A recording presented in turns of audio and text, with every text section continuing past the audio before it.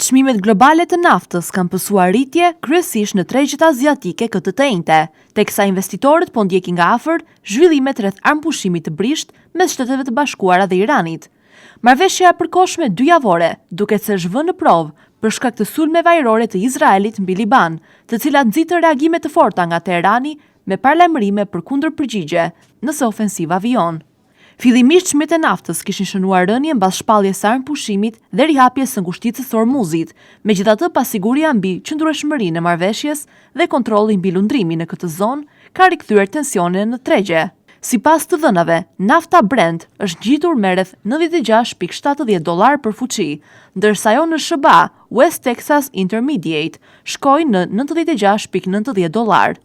Çmimet mbeten dukshëm më të larta krahasuar me periudhën para shpërthimit të konfliktit në fund të shkurtit, duke reflektuar dëmtime në infrastrukturën energjetike dhe pasigurinë gjeopolitike. Ekspertët theksojnë se fokusi i tregut është përqendruar tek fluksi i transportit energjetik përmes ngushticës së Hormuzit dhe mënyra se si Irani do të menaxhojë kalimin e anijeve. Sipas analizave, marrëdhëniet mes SHBA-ve dhe Iranit mbeten të brishta, ndërsa rikuperimi i objekteve të dëmtuara të naftës dhe gazit mund të zgjasë dhe të mbajë çmimet në nivele të larta për një periudhë të gjatë. Të dhënat tregojnë se trafiku detar në këtë korridor mbetet në nivelet normale, me vetëm disa anije të cilat kanë kaluar mbas shpalljes së armëpushimit, krahasuar me fluksin e zakonshëm para konfliktit. Sipas analizave të kompanive detare, do të nevojiten disa ditë për të përballuar vonesat e krijuara, edhe nëse situata stabilizohet. Ndërkohë tensionet janë shtuar edhe për shkak të mosmarrëveshjeve mbi përfshirjen e Libanit në armëpushim.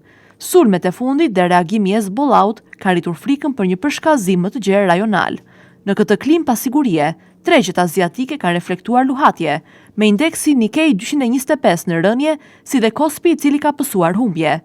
Tregu global i energjisë mbetet i ndjeshëm ndaj çdo zhvillimi në rajon, duke bërë që dinamika e armëpushimit dhe tensioneve gjeopolitike të ndikojë drejt për drejt në çmimet e naftës.